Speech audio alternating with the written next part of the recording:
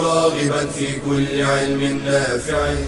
ينمو العلم ويتقدم بتقنياته ومجالاته، ومعه نطور أدواتنا في تقديم العلم الشرعي.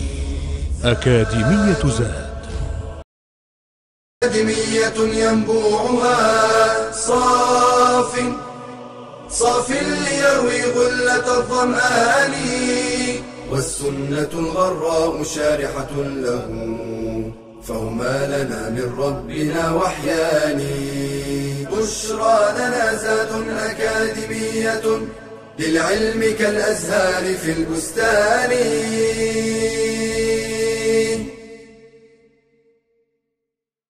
Assalamu alaikum wa rahmatullahi wa barakatuh, and welcome back, my dear students, to the second hadith in the second level of the prophetic guidance of the noble ahadith. Let's begin by praising the Almighty Allah and sending the greatest peace and salutations upon His most beloved Prophet Muhammad sallallahu alaihi wasallam. And before we discuss today's hadith, I would like to bring to your attention that this hadith is of a great importance. It's like a cornerstone in the guidance of how to observe ibadat properly and moderately without going to extreme, in order to secure their word and to maintain steadfastness on the straight path. Without any further ado, here is a hadith which is narrated by the great companion Anas ibn Malik, may Allah be pleased with him, and it is agreed upon its authenticity, which means it's collected by Imam Bukhari and Imam Muslim and others. The hadith was narrated by Anas ibn Malik, who said, radiyallahu anhu, 3 men came to the houses of the Prophet sallallahu alaihi wasallam, to the hujurat, the chambers of the Prophet sallallahu alaihi wasallam's wives, to ask about the worship of the Prophet, peace be upon him. When they were told about it, it was as if they thought it was kind of little. So hence they said, how can we compare ourselves to the Messenger of Allah sallallahu alaihi wasallam? For he has been forgiven his past and future sins. One of them said upon that, as for me, I shall pray night prayer on every single night for the entire night. And the other person, the second, said, and I shall fast on every single day for life. I will never skip fasting. And the third person said, I shall keep away from women. I will never get married, so that I devote my life for the worship of the Almighty Allah. The Messenger of Allah, peace be upon him, came to know about what they said. So he summoned them and he said, are you the ones who said such and such? Indeed, by Allah, I am the one among you who fears Allah most, and I am the most mindful of Allah among you. But I fast and I skip fasting. I pray and I sleep. And I am married. And whoever turns away from my traditions, then he is not from me, doesn't belong to me. We say the narrator of the hadith is the great companion Anas ibn Malik radiyallahu anh, whose mother is Sulaym, the great female companion radiyallahu anha. And Anas ibn Malik have served the Prophet sallallahu alaihi wasallam for 10 years until the Prophet sallallahu alaihi wasallam passed away. From the day he walked into Medina until he passed away. Then he traveled to Damascus in Ash-Sham. And then he moved afterward to Basra in Iraq, where he died in Basra, may Allah be pleased with him. He was simply the last of the companions of the Prophet ﷺ to die in Basra on the year 93 after the migration of the Prophet ﷺ. And that was simply because the Prophet ﷺ prayed for him barakah, to earn barakah, blessing, in his lifespan and in his provision. So his bustan, his garden, used to produce twice in the season, not once. And he had so many children and grandchildren. From his offspring, he have seen over 100, mashallah, in his life. And he was, as I said, the last of the companions to die in Basra on the year 93 after after the migration of Rasulullah sallallahu alayhi wasallam. A few things I would like to shed some light on before I delve into the detailed explanation of the hadith. Fact number one, those companions who visited the wives of the Prophet ﷺ's houses and inquired about his ibadah and how he worships in private, because he have seen him in the masjid and in public, and they wanted to know if he does something extra at home so that they would imitate him and copy him. So fact number one, those companions, those three companions, were sincere in their intention of inquiring about the Prophet's ibadah in order to imitate him, to do like him in the beginning.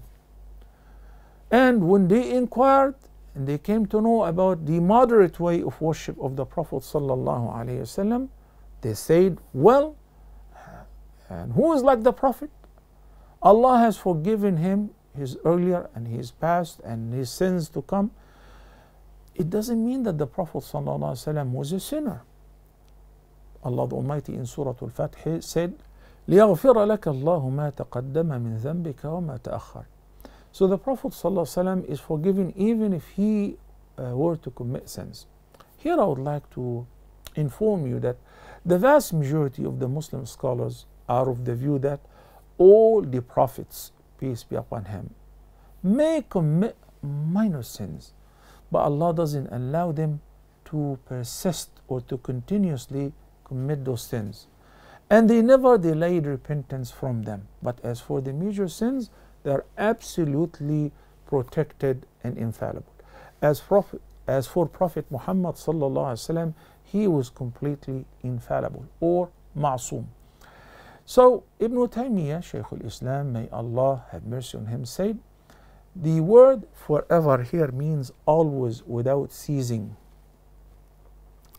Every day of my life he will be fasting, and the other person, every night he will be praying tahajjud from Isha till Fajr, no sleep. And the third person will never marry at all. So we have concluded that their intention was very sincere and it was very obvious. And when they came to learn about the moderate way of the worship of the Prophet sallallahu alaihi wasallam, they decided to compete with him. They said, but he is a prophet, and who are we? We are sinners. So we have to do extra acts of worship, to do more than the messenger of Allah, in order to earn the same place like him in heaven, to be with him in Jannah. And that's why they came up with the idea of doing what they thought is perfectly fine. When somebody says praying at night is praiseworthy, is definitely praiseworthy. It is admired in the Quran, and those who pray at night, تَتَجَافَى جُنُوبُهُمْ عَنِ الْمَضَاجِعِ يَدْعُونَ رَبَّهُمْ خَوْفًا وَطَمَعًا وَمِمَّا رَزَقْنَاهُمْ يُنْفِقُونَ. Allah admired them in Surah Al-Sajdah and where else.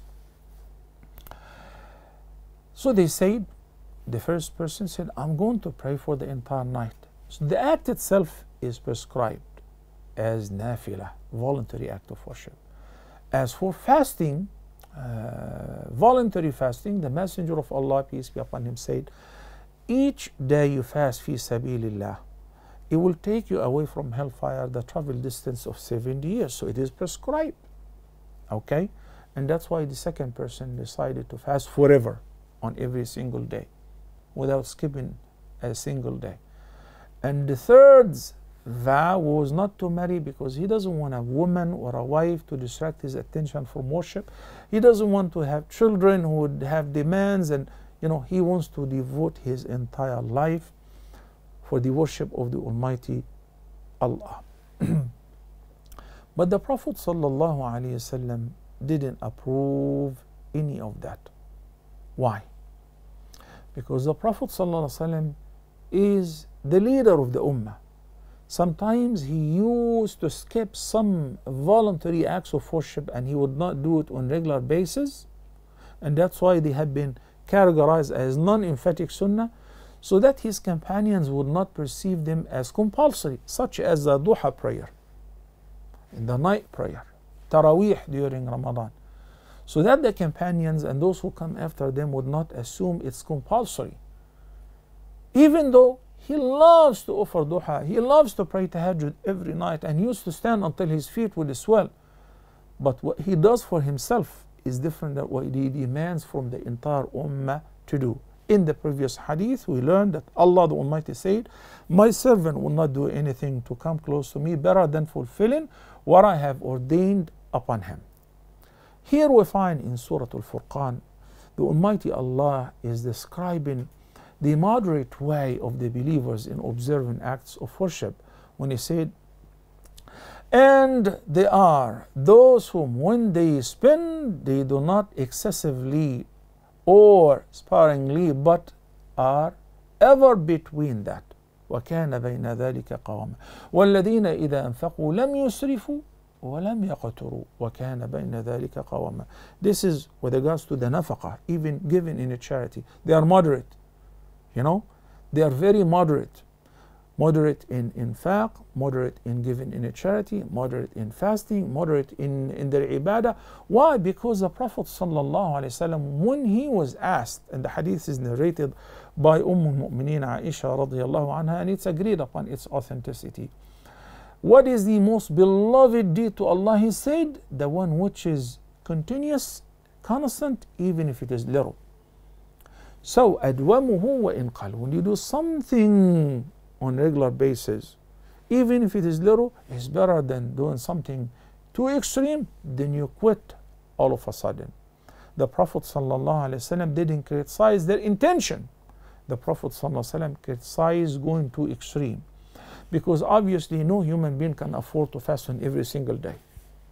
No human being with the desire of having a wife and children can afford to do that. He will be hurting himself. No human being can afford to stay up on every single night praying from Isha till Fajr without taking a break. Obviously, will come after Fajr and pray and sleep. This is a human nature. Here also we find that the Prophet ﷺ introduced his guidance to them by saying, "Inni la'atqakum lillah wa akhshakum lah." Indeed, I'm the most God-fearing of all of you, and the most mindful of Allah of all of you. He is the dearest to Allah, he is the most righteous. Yet, he observes the acts of worship moderately. Then he announced and declared, if anyone still afterward like to go his way and to go extreme even in acts of worship, then he is not following my way. He doesn't belong to me. Whoever doesn't follow my tradition, then he doesn't belong to me. The best way is to adopt a moderate approach and not to go extreme in pursuing anything, whether in the dunya or pertaining to the acts of worship. Falling short in matters of religious commitment and worship and not doing them in accordance with the sunnah of Rasulullah sallallahu alaihi wasallam is definitely blameworthy, as is doing more than what is required. Rasulullah sallallahu alaihi wasallam said in the hadith, whoever introduces into this matter of ours, yani this religion, our religion in Islam, an act of worship which doesn't belong to it, it will be rejected. Allah will not admire a person who innovates in the deen of Allah because he's doing something new, something extra, taking it hard upon himself. Rather, it will be rejected. And finally, brothers and sisters, here I'd like to share with you that the Prophet ﷺ have warned us when he said in the sound hadith which is collected by Imam Ahmad, beware of going to extreme in religion. For those who came before you were only doomed because of going too extreme in the religion. In another narration, the Prophet ﷺ said in the sound hadith which is narrated by Abdullah ibn Mas'ud, may Allah be pleased with him, and the hadith is collected by Imam Muslim. He said, هَلَكَ الْمُتَنَطِّعُونَ, those who go to extreme in religion are doomed, will perish. May Allah subhanahu wa ta'ala guide us with his best. Imagine the Prophet ﷺ had to repeat that 3 times. May Allah keep us moderate in every saying, in every act, including the acts of worship. And may Allah keep us all steadfast on his straight path. Till next time, Assalamu alaikum ورحمة الله وبركاته. يا راغبا في كل علم نافع، ينمو العلم ويتقدم بتقنياته ومجالاته، ومعه نطور أدواتنا في تقديم العلم الشرعي. أكاديمية زاد أكاديمية ينبوعها صاف ليروي غلة الظمآن، والسنة الغراء شارحة له، فهما لنا من ربنا وحيان. بشرى لنا زاد أكاديمية للعلم كالأزهار في البستان.